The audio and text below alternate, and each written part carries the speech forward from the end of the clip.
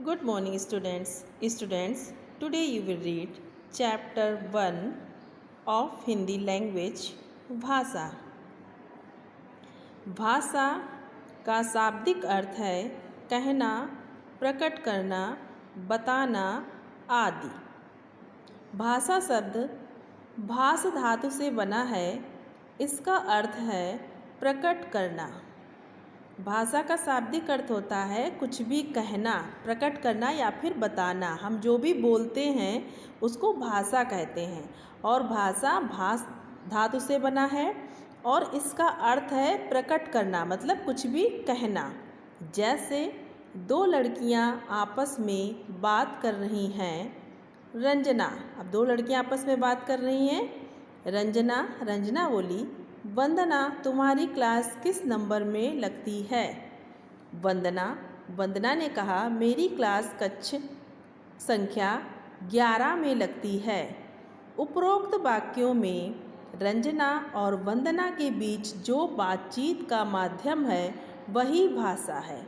ठीक है, जो दोनों फ्रेंड्स ने बात की है, रंजना और वंदना ने, तो यही भाषा है। ठीक है, अपनी बात को प्रकट करना भाषा कहलाता है। यह भाषा हिंदी भाषा है। इस प्रकार हमें किसी ना किसी भाषा का सहारा लेना पड़ता है। हमें कुछ भी कहने के लिए किसी ना किसी भाषा का सहारा लेना पड़ता है। चाहे हम हिंदी में बोलें, चाहे हम इंग्लिश में बोलें, चाहे हम तमिल में बोलें, चाहे हम पंजाबी में बोलें। ठीक है, हम कुछ भी कहेंगे तो हमें भाषा का प्रयोग करना पड़ेगा।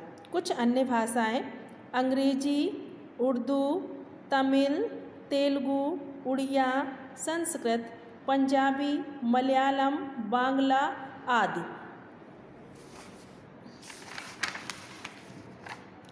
भाषा के प्रकार।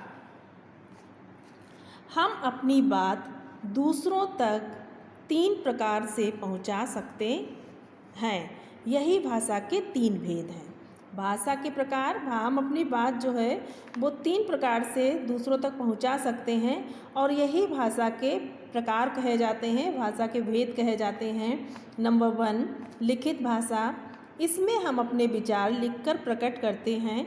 जैसे हिंदी में निबंध लिखकर मनीष अपना गृह कार्य पूरा कर रहा है।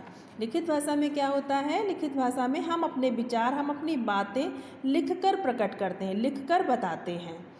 नंबर 2, मौखिक भाषा। इसमें हम अपने विचार बोलकर प्रकट करते हैं।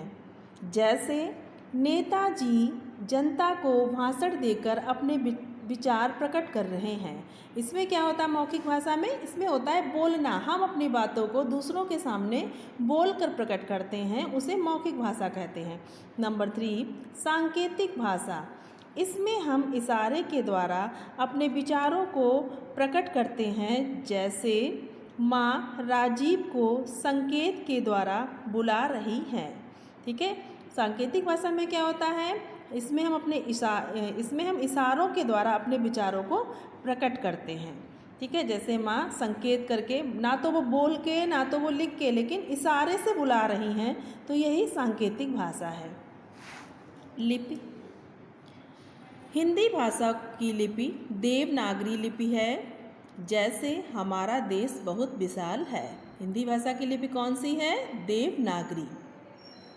विचारों को भाषा के माध्यम से प्रकट किया जाता है। भाषा द्वारा हम दूसरों तक अपनी बात पहुंचाते हैं। हम अपने विचार लिखकर, बोलकर अथवा इशारा करके पहुंचाते हैं। भाषा को विचारों के माध्यम से प्रकट किया जाता है और भाषा द्वारा हम दूसरों तक अपनी बात पहुंचाते हैं। हमें जो भी कहना होता है वो हम भाषा द्वारा कहते हैं। ठीक है, हम अपने विचार या तो लिखकर या बोलकर या फिर इशारे द्वारा दूसरों तक पहुंचाते हैं।